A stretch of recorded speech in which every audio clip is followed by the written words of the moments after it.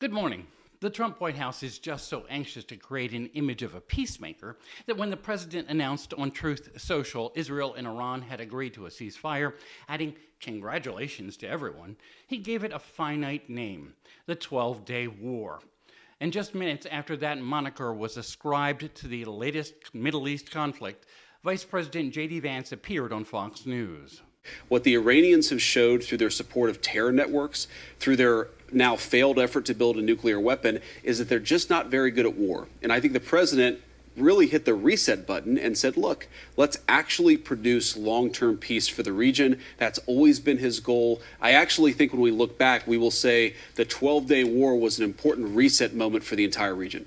Well, it's going to be a 13-day war at least, as this morning there are accusations of ceasefire violations from each side. And the president seems very upset with both Iran and Israel. Still, again, it is vitally important to give the war a name because a 12-day war or 13-day war is much shorter than the so-called forever wars Trump and the MAGA movement have vowed the U.S. will never get back into under their watch. Meanwhile, the president is heading to a NATO summit in the Netherlands for a couple days. Of course, NATO is not focused on the several conflicts that have been bubbling in the Middle East of late, but you can bet Russia's Vladimir Putin is very happy with the current lasting focus on that region and away from what's happening in Ukraine.